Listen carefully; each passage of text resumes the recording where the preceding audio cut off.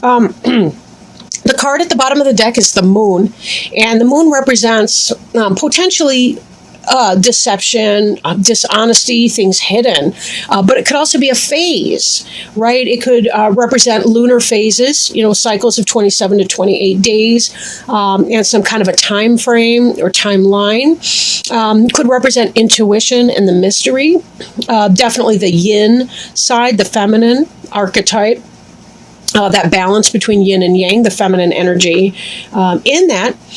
So we will refer back most likely to the moon card as we continue to go through the reading, but I kind of want to jump in here. I'm slightly curious. The Lovers card is just that. It's the card representing the lovers. Possibly Gemini, because it's got that sort of twin duality theme going on. But this is very much a card representing the yin-yang energy, the balance between the balance or polarity between the divine masculine and divine feminine. For some of you, this can indicate soulmates, twin flames, lovers. For others of you, this could be a head and heart decision that you need to be making, right? Now, I do feel, looking at the other cards, that this has more to do with a relationship. So if you've recently gotten into a relationship, this could be a soulmate or a really, really great partnership for you. And then I think back to that Sagittarius reading, and I think, man, if you're in Aquarius with a Sag, wow, right now, right? Now, crossing you is the Fool energy. And the Fool,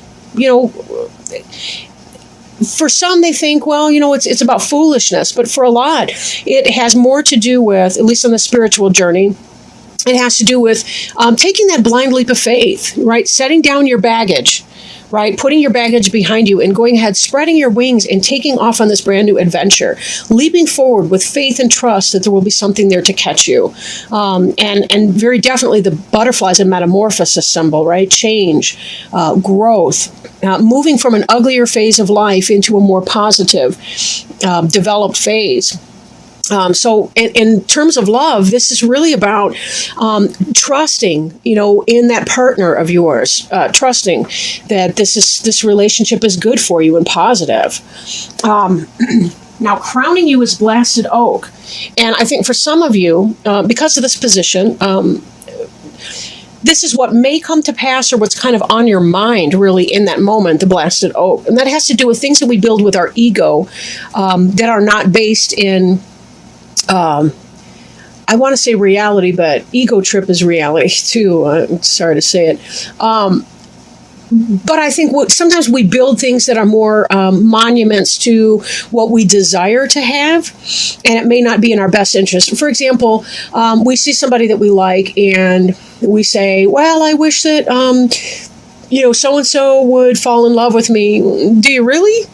Would it be better to pray for a positive mate for yourself and not name names, but allow the universe to find a great match for you, because you may not know enough information about that person to really to know whether or not that would actually be a good idea for you. So Blasted Oak has to do with that. We kind of get our ego behind something. We care less about everyone's happiness and more about winning. We care about nurturing our ego. We put false pride into things. So this is still in a mental space. It may not come to pass. It could just be a mental position that you may be occupying. Now, as an Aquarian, you're an air sign very much so. We just kind of want to be, super duper careful with that. Now, the Tower is associated with Mars, the planet Mars, and Aries. Potentially. So just so you're aware of that, it could possibly be an Aries that you have your mind on, but not necessarily, right? Not necessarily. At any rate, beneath you, we see the Three of Wands, which is fulfillment. Three of Wands is about healing for some of you who have been in that type of a health situation. It's been improving, it seems. This is somebody who's waiting for their ships to come in. They are out there. They are loaded up with inventory, what have you. But this is about manifesting. This is about taking your passion and manifesting it in the material world. And you are waiting for those ships to come in, and you have experienced a great deal of growth along this process. Taken with the Lovers, the Fool card, and so forth, this really does seem to me that there's a lot of healing that can be had in your relationship with one another. And we see the snakes up the pole, which is a symbol of healing. We see it in the medical profession quite frequently. We also see that we have something like a maypole up here, again with the winding up a pole that is similar to the I want to say caduceus, I don't know if I'm saying that right, that we see in the healing arts. There is healing to be had in our sexual relationships with our divine partner or divinely provided partner. So that's definitely a part of that. I'm thinking Sexual Healing by Marvin Gaye, but you get what I mean, right? We're hopefully adults here. In the past, if you're not, you're probably mature anyway for your age. So, but anyhow, we have here the Two of Cups attraction. This is soulmate energy right here. The Two of Cups is divinely inspired. We have we have a couple beasts right here that are intriguing nonetheless, but we do have spiritual divine support helping us in manifesting this relationship. And these for sure. Now, this reading goes from right to left and not the other way around. So this is how it all begins. But look at the mirror that they are for each other, the heart in the middle. We have these two figures that are facing, that have their hands placed like that. It's a hand fasting, right? Which is an ancient ceremony of marriage. Typically, a hand fasting lasted approximately 9 years, and then the couple had the opportunity to renew if they chose to do that. This deck is, from a pre-Celtic tradition, a shamanic tradition.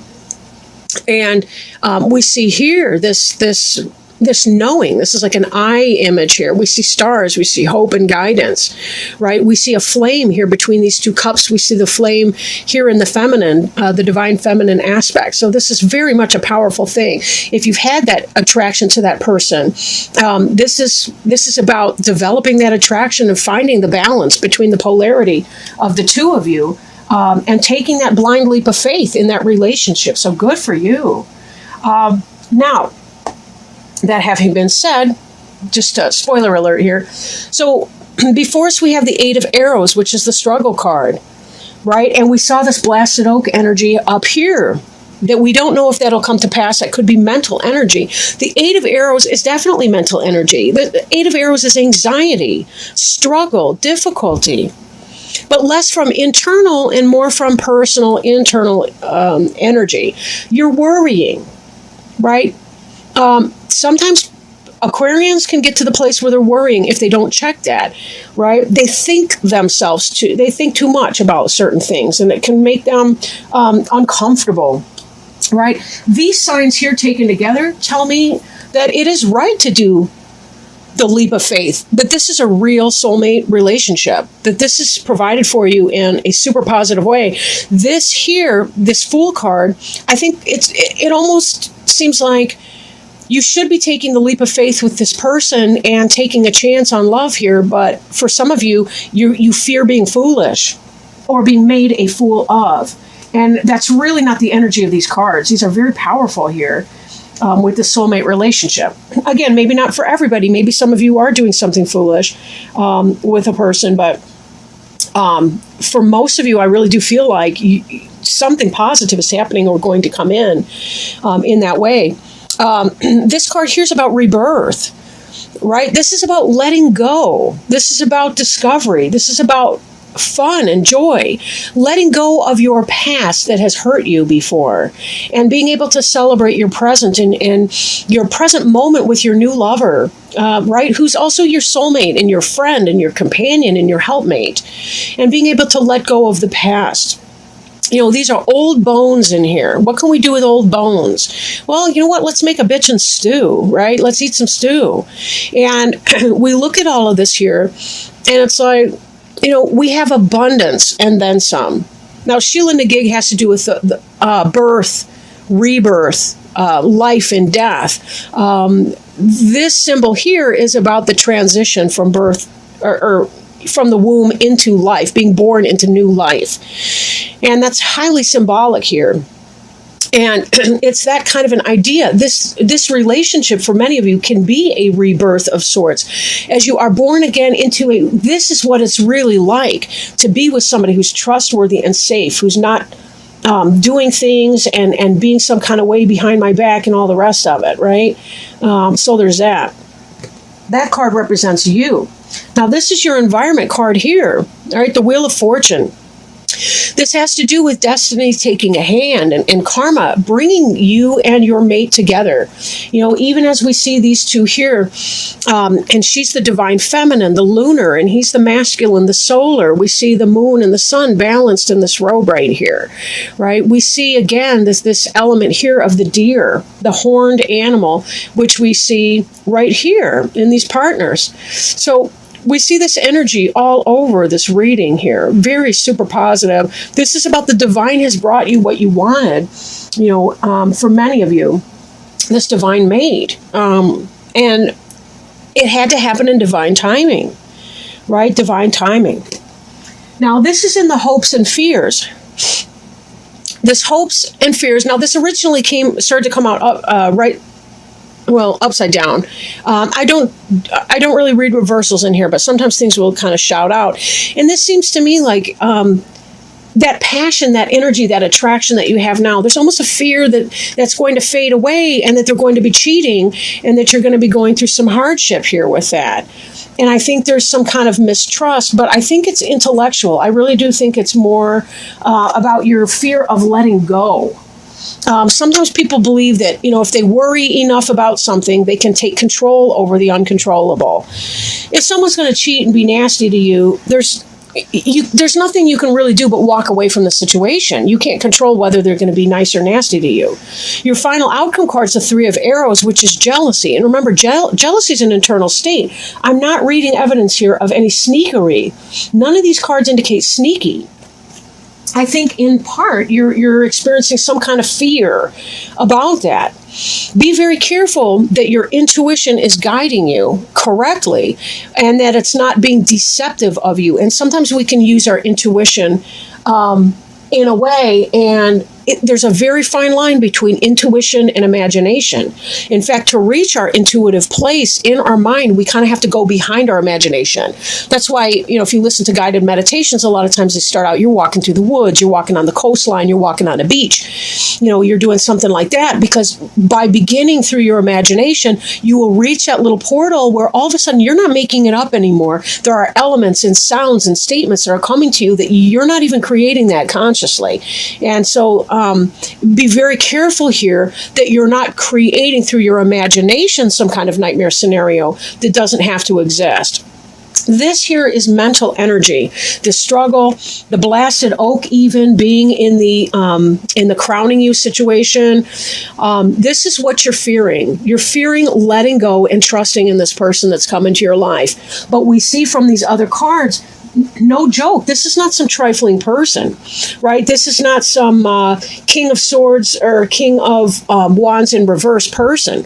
These are soulmate cards. Two of Cups is soulmate. Lover's card is soulmate, right? The Fool is that divine leap of faith as we trust. Allow yourself to trust in this process. Believe me, if they're not good for you, if they're cheating around and doing all kinds of things like that, the evidence will get there. But don't put your anxiety ahead of the evidence.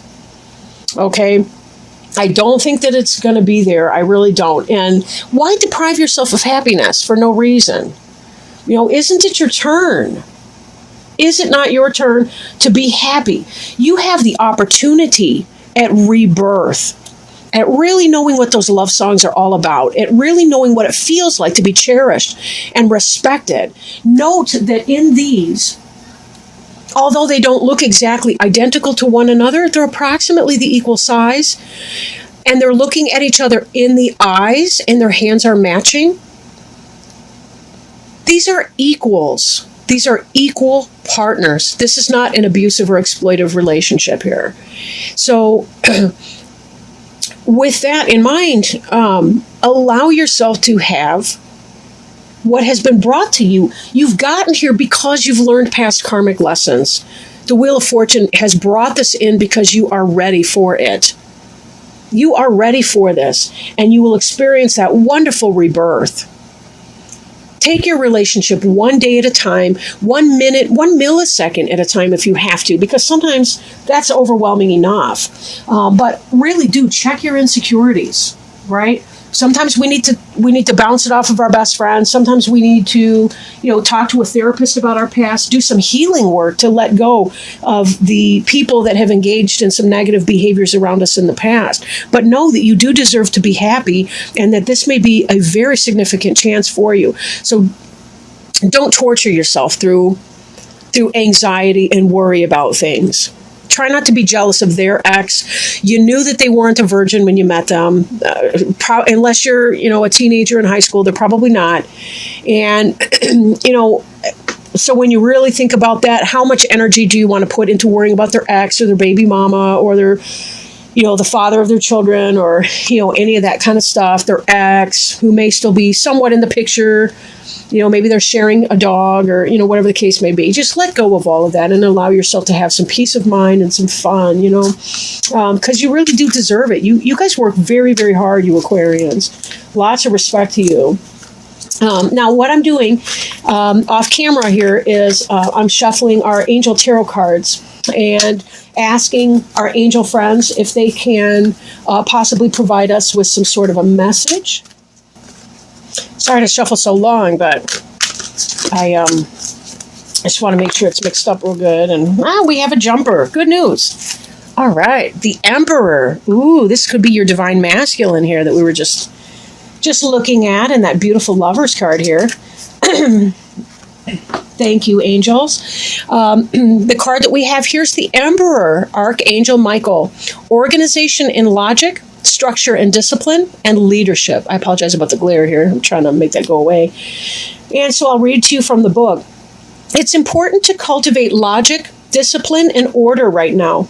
This card signifies that although your dreams are valid and sound, they still need guidelines and organization so they can manifest properly. Create a detailed plan for how you'll proceed and maintain kind but authoritative control over how that plan is implemented. And I have to say that, oops, sorry, I bumped the tripod here. That first part made me think of our moon card here, that perhaps we need to balance intuition and insight with the order and the logic.